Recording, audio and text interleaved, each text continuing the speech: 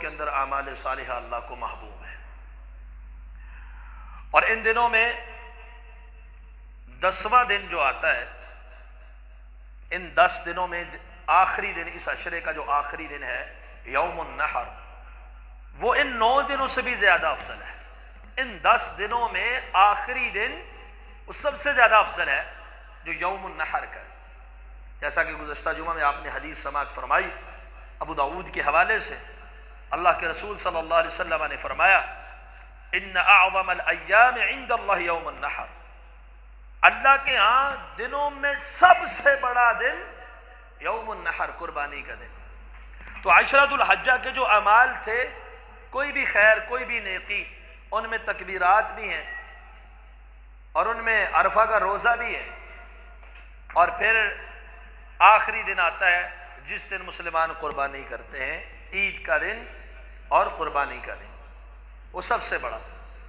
تو وہ 10ویں دن کا خاص عمل ہے جانور ذبح کرنا، قربانی کرنا۔ دن بھی سب سے بڑا ہے اور ان دنوں کا عمل بھی انتہائی بڑا عمل ہے، قربانی کرنا۔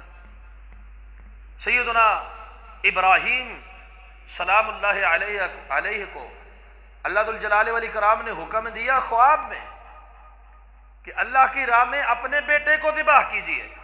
وہ اپنے بیٹے کی قربانی کرنے کے لیے تیار ہو گئے۔ تو مسلمان اس سنت ابراہیمی کو قائم رکھتے ہوئے اور محمد الرسول اللہ صلی اللہ علیہ وسلم کی سنت پر عمل پیرا ہوتے ہوئے اور مسلمانوں کے طریقہ کے اوپر چلتے ہوئے 10ویں دن قربانی کرتے ہیں۔ یہ قربانی تاکیدی سنت ہے، مشروع ہے۔ بعض منکرین حدیث اس عظیم سنت کے بھی انکاری ہیں، وہ کہتے ہیں قربانی صرف حج والوں کے لیے، حالانکہ احادیث صحیحہ متواترہ سے قربانی کرنا ثابت ہے، اور صرف حاجیوں کے لیے نہیں، غیر حاجیوں کے لیے جو اپنے اپنے مقام پر ہیں۔ حج کہاں ہوتا ہے؟ مکہ کے اندر۔ نبی کریم صلی اللہ علیہ وسلم مدینہ طیبہ کے اندر موجود ہے، فرمایا آپ صلی اللہ علیہ وسلم 10 سال مدینے میں رہے، ہر سال قربانی کرتے بغیر حج کے بھی۔ تو قربانی بندہ حج کرے نہ کرے، ہر ایک کے لیے مشروع ہے۔ جیسا کہ صحیح بخاری کی حدیث ہے، آپ صلی اللہ علیہ وسلم نے فرمایا آج کے دن سب سے پہلے ہم نماز پڑھیں گے، نماز کے بعد جب لوٹ کر جائیں گے تو قربانی کریں گے۔ جس نے ایسا کیا اس نے ہماری سنت کو پا لیا اور مسلمانوں کے طریقے کو پا لیا، فقد اصاب سنتنا وسنت المسلمین۔ تو پہلے ہم کیا کریں گے؟ عید کی نماز پڑھیں گے، پھر ہم قربانی کریں گے۔ تو حاجی عید کی نماز پڑھتے ہیں؟ اب ایسے کئی لوگ ہوں گے جن کو اللہ نے حج کی سعادت دی ہے نا، حاجی تو عید کی نماز نہیں پڑھتے۔ تو غیر حاجیوں کے لیے اللہ کے رسول صلی اللہ علیہ وسلم کی یہ عظیم سنت ہے، مسلمانوں کا طریقہ ہے۔ جہاں بھی ہوں، جس ایریا جس علاقہ میں ہوں، شہر والے ہوں، دیہاتی ہوں، کوئی بھی ہوں، سب کے لیے قربانی مشروع ہے، سنت ہے اور عظیم عمل ہے۔ جیسے کہ اللہ سبحانہ وتعالیٰ نے قرآن مجید میں فرمایا فَصَلِّ لِرَبِّكَ وَانْحَرْ، رب کے لیے نماز پڑھ اور قربانی کر۔ اور فرمایا قُلْ إِنَّ صَلَاتِي وَنُسُكِي، کہہ دیجئے میری نماز، میری قربانی، میری زندگی اور میری موت، ہر چیز اللہ رب العالمین کے لیے ہے۔ اور سورہ حج میں فرمایا وَلِكُلِّ أُمَّةٍ جَعَلْنَا مَنْسَكًا، ہر امت کے لیے ہم نے عبادت کے طریقے مقرر کیے، ان میں قربانی بھی ہے، منسک قربانی کو بھی کہتے ہیں۔ جیسے کہ سورہ حج سورہ نمبر 22 کی آیت نمبر 28 میں فرمایا وَيَذْكُرُ اسْمَ اللَّهِ عَلَى مَا رَزَقَهُم مِّن بَهِيمَةِ الْأَنْعَامِ، کہ معلوم دنوں میں، ایام تشریق میں اللہ کا ذکر کریں جانوروں کے اوپر، یعنی جانور ذبح کریں۔ یہ مسلمانوں کا طریقہ کار ہے، قربانی مشروع ہے، انتہائی اہم عمل ہے۔ جہاں تک تعلق ہے، کیونکہ اہم عمل ہے، مسلمانوں کی سنت ہے، فضیلت بھی اس کی بہت زیادہ ہے، ہر جاندار چیز کے اندر اللہ نے بڑا اجر و ثواب رکھا ہوا ہے۔ جہاں تک تعلق ہے خاص اس فضیلت کا جس میں یہ آتا ہے کہ اپنے جانور کے اوپر ہاتھ رکھو، جتنے اس کے ہاتھ کے نیچے بال آئیں گے، ہر بال کے بدلے ایک نیکی ہے، وہ سندن کمزور ہے، لیکن فضیلت اس عمل کی بہت زیادہ ہے۔ تو مختصراً آج کے خطبہ میں ہم صرف قربانی کے مسائل پر بات کریں گے، فضائل سے، اہمیت سے، اس کے فلسفہ قربانی سے، مقاصد سے ہٹ کر صرف اس کے مسائل کے اوپر، وہ بھی مختصر، کیونکہ اتنا وقت نہیں ہے کہ تمام احکام کو تفصیلی طور پر بیان کیا جائے۔ اختصاراً کچھ مسائل جو ضروری ہے وہ آپ کے سامنے رکھتے ہیں۔ تو سب سے پہلے قربانی جو ہے، قربانی کا جانور کیسا ہونا چاہیے؟ تو وعلیکم السلام ورحمۃ اللہ۔ قربانی کا جانور وَيَذْكُرُ اسْمَ اللَّهِ عَلَى مَا رَزَقَهُم مِّن بَهِيمَةِ الْأَنْعَامِ، سورہ حج سورہ نمبر 22 آیت نمبر 28 میں اللہ سبحانہ وتعالیٰ نے فرمایا کہ وہ اللہ کا نام ذکر کرے بہیمۃ الانعام کے اوپر۔ بہیمۃ الانعام چوپائے، پالتو چوپائے، وہ کون سے ہیں؟ مسلمانوں کا اس بات کے اوپر اجماع ہے، الابل اونٹ اپنی تمام اقسام کے ساتھ، البقر گائے اپنی تمام انواع و اقسام کے ساتھ، الضأن اپنی تمام اقسام کے ساتھ۔ الضأن کے اندر بھیڑ، بکری، دمبا، یہ ساری چیزیں آ جاتی ہیں۔ بھیڑ بھی اس میں آتی ہے، دمبا بھی آتا ہے، بکری شاد جو ہے یہ بھی آتی ہے۔ تو ان جانوروں کو ذبح کرنا ہے، اس پر مسلمانوں کا اجماع ہے۔ اس کے علاوہ اگر کوئی گھوڑے کی قربانی کرے گا تو یہ جائز نہیں ہوگی، کسی اور جانور کی قربانی کرے گا تو یہ مشروع نہیں ہوگی، کیونکہ اللہ سبحانہ وتعالیٰ نے قربانی کے جانوروں کا بہیمۃ الانعام ذکر کیا ہے، تو اس پر مسلمانوں کا اکٹھ اور اجماع ہے کہ وہ بہیمۃ الانعام یہی جانور ہے، لیکن اپنی تمام اقسام کے ساتھ۔ جس کے اوپر لفظ ابل صادق آتا ہے وہ قربانی میں جائز ہے، جس کے اوپر لفظ بقر صادق آتا ہے وہ قربانی میں جائز ہے، جس کے اوپر معد اور غان کا لفظ صادق آتا ہے وہ قربانی میں جائز ہے، جس کے اوپر یہ الفاظ صادق نہیں آتے وہ قربانی میں جائز نہیں ہے۔ ہمارے آج کے دور میں ایک مسئلہ اختلافی اور متنازع ہے بھینس کے حوالے سے، باقی تو اجماع ہے، سارے لوگ اتفاق کرتے ہیں اس پر۔ تو موجودہ دور کے اندر، یہ لفظ غور کیجئے، موجودہ دور کے اندر اہل علم جن کا ہم احترام کرتے ہیں، ادب کرتے ہیں، اپنے اپنے جذبے کے ساتھ، اپنے اپنے اجتہاد کے ساتھ، بعض نے اختلاف بھی کیا ہے، اس پر دلائل دینے کی کوشش بھی کی ہے۔ بھینس کی قربانی کے متعلق اہل علم کا، صرف موجودہ دور کے اہل علم کا اختلاف ہے، صرف موجودہ دور کے اہل علم کا اختلاف ہے۔ کیا مطلب؟ 1300 سال تک کوئی اختلاف نہیں تھا۔ ائمہ متقدمین میں بھینس کی قربانی پر اختلاف نہیں ہے، متقدمین میں بالکل بھی بھینس کی قربانی کے اوپر کوئی اختلاف نہیں ہے۔ متاخرین میں، موجودہ دور اور ماضی قریب میں، صرف بھینس کی قربانی پر اختلاف ہوا ہے، اس سے پہلے بھینس کی قربانی پر اختلاف منقول ہی نہیں ہے۔ بلکہ امام احمد بن حنبل رحمت اللہ تعالی علیہ اور امام اسحاق بن راہویہ رحمت اللہ علیہ، بڑے پائے کے ائمہ، امام احمد بن حنبل رحمہ اللہ سے ایک شخص نے پوچھا کہ بھینس کے اندر جو ہے وہ کتنے حصے ہونے چاہیے قربانی میں؟ سوال قربانی کا پوچھ رہا ہے کہ بھینس میں کتنے حصے ہونے چاہیے؟ امام احمد بن حنبل رحمہ اللہ فرماتے ہیں بھینس میں 7 حصے ہونے چاہیے، لا اعرف خلاف هذا، اس بات پر میں اختلاف نہیں جانتا۔ امام احمد کے دور میں بھینس کی قربانی کا اختلاف ہے ہی نہیں، کہتے ہیں لا اعرف خلاف هذا، یہ اجماع ہو گیا نا، کہا بھینس میں 7 حصے ہیں، اس پر مجھے اختلاف معلوم ہی نہیں، 7 حصے ہیں بھینس میں۔ امام اسحاق بن راہویہ رحمت اللہ علیہ بھی ساتھ فرماتے ہیں ہاں ایسے ہی ہے جیسے امام احمد بن حنبل نے کہا۔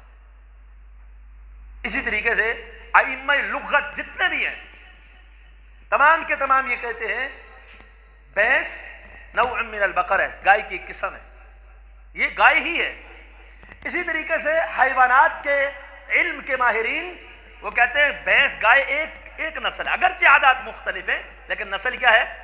ایک ہے۔ ہم بنی نوع انسان ہیں، جو ہماری عادات ہیں وہ حبشیوں کی نہیں، افریقہ کے کالوں کی نہیں، جو کالوں کی ہے وہ گوروں کی نہیں، عادات مختلف ہو سکتی ہیں، اس سے نوع اور جنس تبدیل نہیں ہوتی۔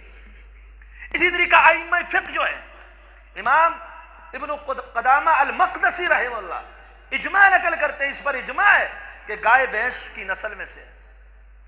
بہت سارے ائمہ لغت بھی یہ کہتے ہیں، حتیٰ کہ تابعی امام حسن بصری رحمہ اللہ فرماتے ہیں نوع من البقر، گائے کی قسم ہے۔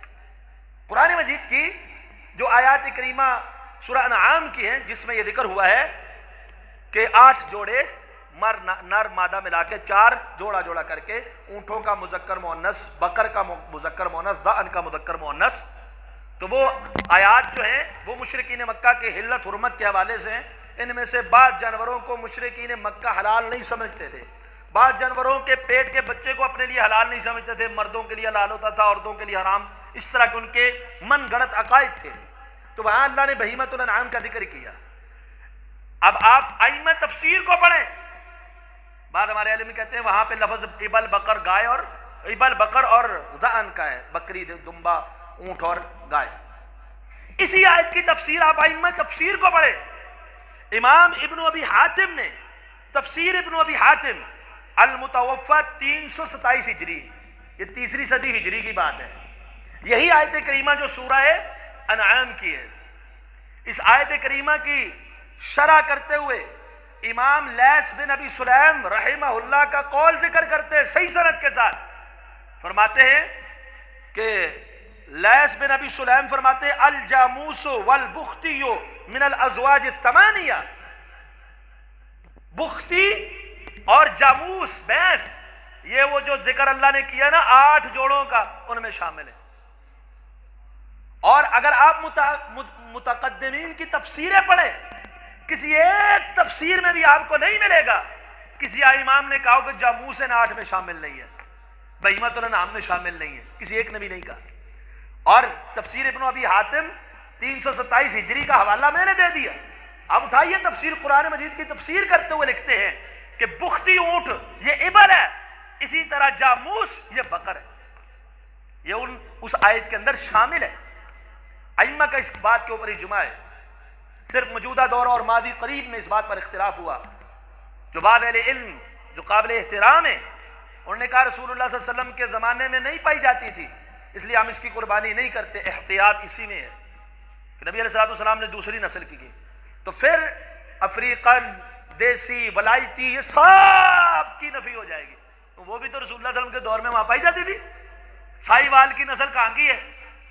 وہ تو مکے کی نہیں نا، یا مکے میں بھی کوئی سائی وال ہے؟ وہاں کی بھی کوئی سائی وال ہے؟ تو سائی وال تو ہمارے پاکستان کی نسل ہے. سائی وال، فریقان، فلانی فلانی تو وہاں نہیں پائی جاتی تھی. پھر تو بکریوں میں بڑی مشکل پڑ جائے گی کہ وہ بکرے جنگلی بکرے کی آتے، دیسی بکرے کی آتے مختلف ہیں کہ نہیں؟ ان کے بال، حیات، کیفیت بھی مختلف ہے. پھر تو بکروں میں بھی عربی بکرا کہاں سے ڈھونڈے، عربی اونٹ کہاں سے ڈھونڈے، عربی گائے کہاں سے ڈھونڈیں گے؟ تو جہاں تک تعلق ہے نام کا، اب بھیڑ کا ذکر ہے، دمبا بھیڑ کی نسل میں سے ہے یا نہیں؟ دمبے کی قربانی جائز ہے اور اس کا نام بھی صادق آتا ہے. جاموس کہاں سے آیا؟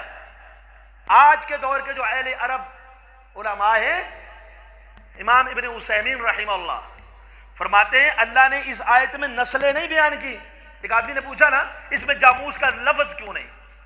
انہوں نے کہا اللہ نے اس آیت میں نسلیں نہیں بیان کی کہ فلانی نسل فلانی نسل فلانی نسل.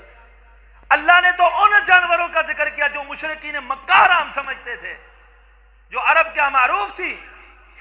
وگرنہ جاموس یہ گاؤ میش فارسی والے اس کو گائے ہی کہتے ہیں، لفظ بھی ایک ہی ہے. گائے اس کو گاؤ میش کہتے تھے. عربی تلفظ میں یہ ثقیل تھا اس لیے ان کو اس کو گاؤ میش کے بجائے جاموس بنا دیا. لفظ وہی گائے ہی ہے، جاموس. اور تمام اہل عرب کے آج کے دور کے ائمہ بھی یہی کہتے کہ بھینس کی قربانی جائز ہے، ان کے فتاووں کے اندر موجود ہے. اہل عرب تو آج بھی اس کو جاموس کو بکر ہی مانتے، آج بھی اہل عرب. اور متقدمین ائمہ محدثین اہل علم جتنے بھی ہیں تمام کا یہ قول ہے بکر، بھینس بھی بکر ہے، گائے بھی بکر ہے، یہ الگ چیز نہیں ہے، ایک ہی جنس ہے. بعض لوگ کہتے ہیں جی پھر ان کی آپس میں جفتی نہیں ہوتی لہذا نو ہی چینج ہو گئی. گھوڑے اور گدھے کی جنس ایک ہے کہ الگ الگ ہے؟ تو گھوڑے اور گدھے کی جفتی سے خچر پیدا ہوتا ہے، کیا جنس ایک ہو گئی؟ جفتی والا معاملہ تو پھر گیا نا. لازمی نہیں ہے جہاں جفتی ہوتی ہو وہ جنسیں بھی ایک ہوں یا مختلف ہوں. یہ ساری صرف عقلی باتیں ہیں. دلائل کی دنیا میں یہ بات ثابت ہوتی ہے شریعت میں بہیمۃ الانعام کو مشروع کیا قربانی کے لیے، اور اس میں اونٹ بختی ہو یا کوئی اور ہو، عربی ہو کہ عجمی ہو، سب جائے.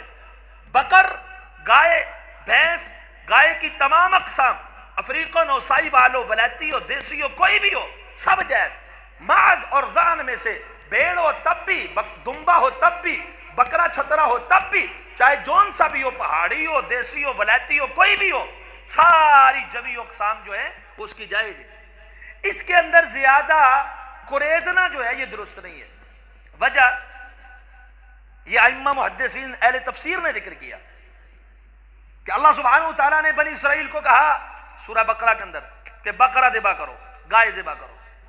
بنی اسرائیلیوں نے سوال پوچھا کون سی گائے ہو، رنگ کیسا ہو، کیسی ہو، کیا کرتی ہو؟ جیسے جیسے سوال پوچھتے گئے اس سے ایسے سختی آتی ہے۔ ایسے ہی ہوا نا، انہوں نے پوچھا کہ گائے کیسی ہو، کہا حل نہ چلاتی ہو، رنگ کیسا ہو، کہا پیلی ہو، زرد ہو، دیکھنے والوں کو خوش کر۔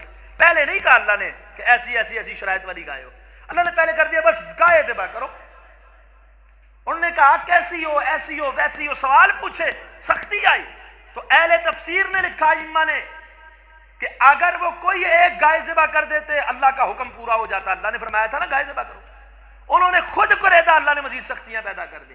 اسی لیے ہمیں حکم کیا ہوا ہے، آپ بقرہ ذبح کریں، ابل ذبح کریں، شاۃ، ضأن، ماعز ذبح کریں۔ اب اس کی جو بھی نسل ہوگی ہم ذبح کریں گے، ہم اس کو قریدنے کی ضرورت نہیں۔ تو پہلا مسئلہ یہ یاد رکھیں، بہیمۃ الانعام جانور جو ہیں، ابل کی تمام اقسام، بقر کی تمام اقسام، بھیڑ بکری دمبے کی تمام اقسام، اس کے علاوہ کسی جانور کی قربانی نہیں ہوگی۔ دوسرا مسئلہ جانور کی عمر کے حوالے سے کہ جانور دونتا یا دونتے سے اوپر ہونا چاہیے، اس سے کم جانور کی قربانی نہیں ہوگی۔ اور اس میں عمر کو نہیں دیکھیں گے کہ سال کا ہے کہ 1.5 سال کا کہ 2 سال کا کہ 2.5 سال کا، نشانی جو بتلائی ہے دونتے کی، 2 دانت گر کے دونتا ہو جائے، دونتا نہیں ہے تو قربانی نہیں ہے۔ جیسا کہ صحیح مسلم کے اندر حدیث نمبر 1963 سیدنا جابر رضی اللہ عنہ فرماتے ہیں رسول اللہ صلی اللہ علیہ وسلم نے فرمایا لا تذبحوا الا مسنۃ، کہ سوائے مسنہ دونتے جانور کے دوسرا جانور ذبح نہ کرو۔ اس کا مطلب یہ نہیں ہے کہ مسنہ سے اوپر والا بھی نہ کرو، صرف مسنہ ہی ہو، دونتا ہی ہو، نہیں۔ فرمایا مسنہ سے کم مراد ہے، یعنی دونتے سے کم جانور ذبح کرنا جائز نہیں۔ اگر کسی کو دونتا جانور نہیں ملتا، اللہ کے رسول صلی اللہ علیہ وسلم فرماتے ہیں پھر بیڑ کا کھیرا ذبح کر سکتے ہو، باقی کسی جانور کا نہیں۔ ہمارے یہاں تو بکرا بھی کھیرا ذبح کر دیتے ہیں نا، یہ جائز نہیں ہے۔ اسی طرح سیدنا علی المرتضی رضی اللہ عنہ نے سنن الکبریٰ البیہقی کے اندر حدیث ہے جلد 9 صفحہ نمبر 273 میں صحیح سند کے ساتھ، علی رضی اللہ عنہ فرماتے ہیں سنیا فصاعدا، دونتا یا دونتے سے اوپر والا جانور، چوگا چھکا جو بھی جو آپ کہتے ہیں نام لیتے ہیں، دونتا یا دونتے سے اوپر والا جانور ذبح کریں اور اس کو خوب پال پوس کے موٹا کریں، جب کھائیں تو پکیزہ کھائیں، جب کسی کو کھلائیں تو پکیزہ کھلائیں۔ ایسا نہیں ہو گوشت گوشت اتار کے رکھ دیں، ہڈیاں چربی جو ہیں وہ کسی اور کے حوالے کر دیں، کھائیں تو پکیزہ، دیں تو پکیزہ طیب، لیکن ثنیجن فصاعدا، جانور کیسا ہو، دونتا یا دونتے سے اوپر۔ تیسری دلیل صحیح بخاری کے اندر موجود ہے حدیث نمبر 968 اور صحیح مسلم کے اندر حدیث نمبر 1961، اور رسول اکرم صلی اللہ علیہ وسلم نے نماز پڑھائی، خطبہ ارشاد فرمایا کہ آج کے دن ہماری ابتدا نماز سے ہے، بعد میں قربانی کریں گے، جس نے ایسے ہی کیا اس کی قربانی ہو گئی، مسلمانوں کا طریقہ ہو گیا، جس نے ایسے نہیں کیا نماز سے پہلے ذبح کر دیا اس کی کوئی قربانی نہیں۔ ابو بردہ بن نیار کھڑے ہو گئے، کہا اللہ کے رسول میں نے تو اپنی قربانی ذبح کر دی، نماز سے پہلے ہی کر دی، اب میرے پاس ایک کھیرا ہے، کھیرا بکرا، لیکن ایسا ہے خیر من مسنہ، جو دونتے سے بڑا ہے، بہتر ہے، یعنی موٹا تازہ بڑا ہے، ٹھیک ٹھاک اچھا اٹا کٹا جانور ہے، لیکن ہے کھیرا دونتا نہیں ہوا، کیا وہ کر لوں؟ میں تو اپنی قربانی پہلے کر دی۔ تو اللہ کے رسول صلی اللہ علیہ وسلم نے فرمایا آپ وہ ذبح کر لیں، وَلَن تُجْزِئَ عَنْ أَحَدٍ بَعْدَكَ، لیکن آپ کے بعد کسی کے لیے بھی کھیرا جائز نہیں ہے، یہ صرف خاص اسپیشل آپ کے لیے جائز ہے، آپ کے بعد کسی کے لیے بکرا کھیرا جائز نہیں۔ مسنہ دونتا یا دونتے سے اوپر والا جانور ہونا چاہیے۔ تیسرا مسئلہ اس حوالے سے کہ شراکت، تو شراکت جو ہے نا قربانی میں، ایک گھر والوں کی طرف سے ایک بکری یا ایک حصہ جانور میں کافی ہے، اگر کوئی زیادہ کرنا چاہتا ہے اس کی مرضی کی بات، خامند بھی کرتا ہے، بیوی بھی کرتی ہے، بچے بھی کرتے ہیں، الگ بات ہے، جتنی اللہ نے وسعت دی کر سکتا ہے، گنجائش ہے، لیکن گھر کا سربراہ اگر ایک حصہ ڈالتا ہے یا ایک بکری ذبح کرتا ہے وہ تمام گھر والوں کی طرف سے ادا ہو جاتی ہے۔ رسول اللہ صلی اللہ علیہ وسلم کے دور میں ایسے ہی ہوتا تھا، جیسا کہ جامع ترمذی کے اندر حدیث نمبر 1505 ہے، ابن ماجہ میں حدیث نمبر 3148 ہے۔ ابو ایوب انصاری رضی اللہ عنہ سے پوچھا گیا کیف کانت الضحایا فیکم علی عہد رسول اللہ صلی اللہ علیہ وسلم، کہ رسول اکرم صلی اللہ علیہ وسلم کے دور مبارک میں، صحابی رسول سے پوچھا جا رہا ہے، قربانیاں کیسے ہوا کرتی تھی؟ تو سیدنا ابو ایوب انصاری رضی اللہ عنہ فرماتے ہیں کان الرجل فی عہد النبی صلی اللہ علیہ وسلم یضحی بالشاة عنہ وعن اہل بیتہ، کہ رسول اکرم صلی اللہ علیہ وسلم کے دور مبارک میں آدمی اپنی اور اپنے گھر والوں کی جانب سے ایک بکری ذبح کیا کرتا تھا۔ گویا گھر کا سربراہ بکری ذبح کرے یا گائے میں یا بھینس میں حصہ ڈالے یا اونٹ میں حصہ ڈالے تو وہ کیا ہو جائے گا؟ پورے گھر والوں کی طرف سے قربانی ہو جائے گی۔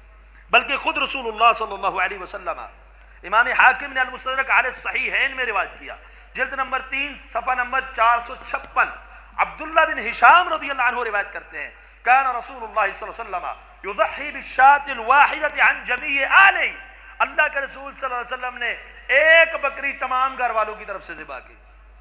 تو ان 3 دلائل سے یہ بات ثابت ہوئی، دلائل اور بھی ہیں، کہ ایک گھر کی طرف سے ایک حصہ یا ایک بکری بکرا دمبا بھیڑ کافی ہے، کچھ زیادہ کرنا چاہیے جو گنجائش۔ لیکن جو یہ کہا جاتا ہے نا جو صاحب نصاب ہے وہی اس پہ قربانی فرض ہے، یہ فضول بات ہے۔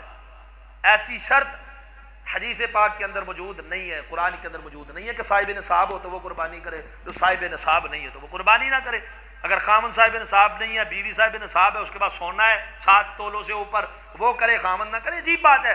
گھر کا بڑا کر دے، باپ کر دے، ساری اولاد کی طرف سے، خامن کر دے، بیوی بچوں سب کی طرف سے، وہ قربانی ہو جائے گی۔ تیسری چیز ہے اور جو شراکت ہے اونٹ میں، وہ تو آپ کو معلوم ہے، اس پہ زیادہ دلائل دینے کی ضرورت نہیں ہے، اتفاق بھی ہے، اونٹ میں 7 حصے بھی ہو سکتے ہیں، 10 حصے بھی ہو سکتے ہیں۔ اسی طرح گائے وغیرہ میں 7 حصے، یہ کافی، 7 حصے ہو سکتے ہیں۔ کم از کم ایک آدمی پوری گائے ذبح کر سکتا ہے، 2 بھی، 3 بھی، 4 بھی، 5 بھی، 6 بھی، 7 بھی۔ یہ نہیں ہے کہ 7 ہی لازمی ہوں، ایک بھی کر سکتے، 2 مل کے بھی کر سکتے، 3 4 5، یہ لمٹ ہے، آخری لمٹ جو ہے وہ 7 ہے، 7 سے اوپر نہیں۔ اور کم از کم ایک آدمی بھی اکیلا بھی کر سکتا ہے، اس شراکت کے حوالے سے۔ اگلی بات ہے جانور جو آپ نے لینا ہے وہ عیب سے پاک ہو، نقائص سے پاک ہو۔ وہ عیوب کون سے ہیں؟ شریعت نے خود بیان فرمائے، جیسا کہ ابو داؤد کے اندر حدیث نمبر 2802 ہے، ترمذی میں حدیث نمبر 1497 ہے، ابن ماجہ کے اندر بھی حدیث موجود ہے، مسند امام احمد کے اندر بھی حدیث موجود ہے، سنن نسائی کے اندر بھی حدیث موجود ہے۔ عبداللہ بن فیروز، پہلے حدیث سن لیں، عبداللہ بن فیروز فرماتے ہیں سألت براء بن عازب، میں نے براء بن عازب رضی اللہ عنہ جو صحابی رسول ہیں ان سے سوال پوچھا۔ سوال یہ پوچھا ما لا يجوز فی الاضاحی، قربانی میں کون سے جانور جائز نہیں ہے؟ انہوں نے فرمایا رسول اللہ صلی اللہ علیہ وسلم ہمارے درمیان کھڑے ہوئے خطبہ ارشاد فرماتے ہوئے آپ نے فرمایا 4 انگلیاں۔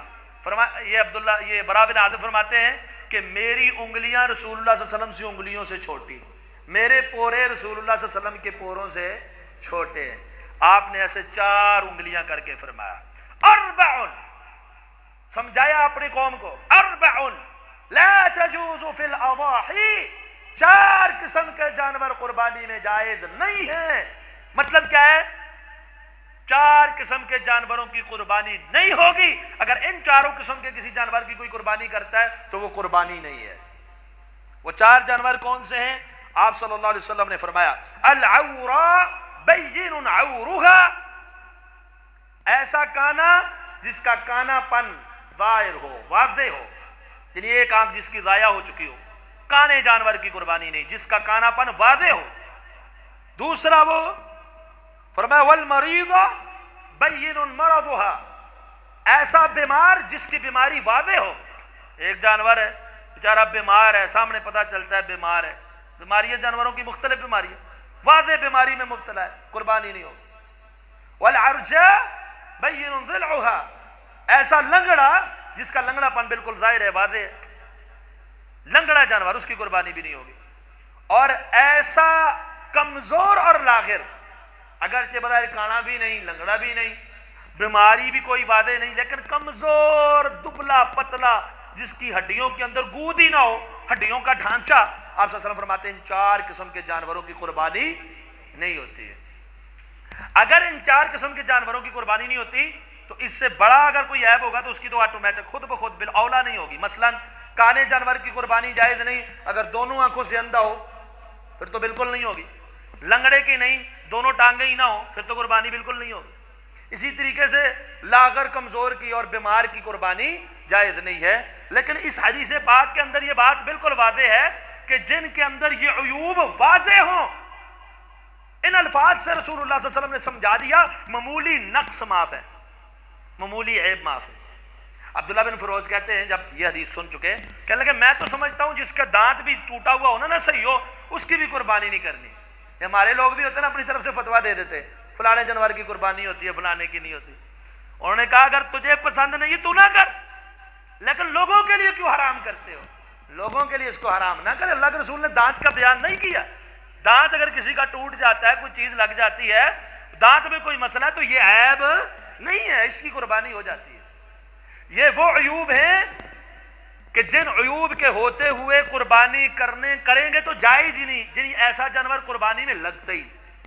کچھ عیوب وہ ہیں جو مکروہ ہیں، جو مکروہ ہیں۔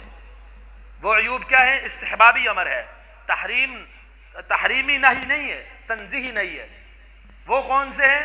سیدنا علی المرتضی رضی اللہ تعالی عنہ فرماتے ہیں، ترمذی کے اندر حدیث نمبر 1503 ہے، امرنا رسول اللہ صلی اللہ علیہ وسلم ان نستشرف العینین والاذنین، کہ اللہ کے رسول صلی اللہ علیہ وسلم نے ہمیں کہا کہ غور سے آنکھیں چیک کر کے کان چیک کر کے لیا کریں۔ اور پھر ابو داؤد کے اندر حدیث ہے، حدیث نمبر 2805، نہا رسول اللہ صلی اللہ علیہ وسلم ان یضحی بعظباء القرن والاذن، کہ رسول اللہ صلی اللہ علیہ وسلم نے ہمیں منع فرمایا کس بات سے؟ کہ کان کٹے اور سینگ ٹوٹے جانور کی قربانی نہیں کرنی۔ اچھا یہ جو عیب ہے نا، کان کٹا، کان چرا اور سینگ ٹوٹا، اس کے بارے میں امام سعید بن مسیب غالباً فرماتے ہیں جس کا آدھا یا اس سے زیادہ سینگ ٹوٹا ہوگا وہ قربانی نہیں کرنی، تھوڑا سا معمولی اگر سینگ ٹوٹ جائے تو قربانی جائز۔ سیدنا علی المرتضی رضی اللہ تعالیٰ عنہ جامع ترمذی کے اندر حدیث نمبر 1503 ہے، جس میں یہ الفاظ ابھی میں نے پڑھی آپ کے سامنے کہ آپ نے فرمایا آنکھیں کان غور سے چیک کیا کرو۔ اس میں ان سے پوچھا گیا مکسورۃ القرن، سینگ ٹوٹے جانور کے بارے میں، انہوں نے کہا لا بأس، کوئی حرج نہیں، کوئی حرج نہیں۔ تو مطلب کیا ہے؟ مطلب یہ ہے ائمہ محدثین نے ان عیوب کے جو پہلے عیوب 4 بیان کیے نا، ان کے اوپر باب قائم کیے کہ یہ جانور قربانی میں لگتا ہی نہیں، اور یہ جو عیب ابھی بیان کر رہا ہوں، کان میں کوئی سراخ ہو جائے یا سینگ میں کوئی نقص آ جائے، ان کو فرمایا ما یکرہ من الضحایا، جو قربانی میں مکروہ ہے۔ امام ابن حزیمہ رحمہ اللہ نے صحیح ابن حزیمہ میں پہلے باب قائم کیا کہ جن جانوروں کی قربانی ہوتی نہیں وہ 4 عیب بیان کیے، لنگڑا، کانا، مریض، ہڈیوں کا گودا نہ ہو جس میں بالکل لاغت۔ اور پھر آگے فرمایا کہ ہدی اور قربانی کے اندر سینگ ٹوٹا اور کان چرا قربانی جانور جو ہے یہ نہیں کرنا، لیکن یہ نہیں اختیاری ہے، اگر کوئی کر لیتا ہے قربانی ہو جاتی ہے، لیکن افضل نہیں ہے، اولا نہیں ہے، یہ اختیاری نہیں ہے، اس کو کہتے ہیں نہیں تنزیہی، نہیں تحریمی نہیں ہے۔ اس لیے حضرت علی نے فرمایا نا لا بأس، حرج نہیں۔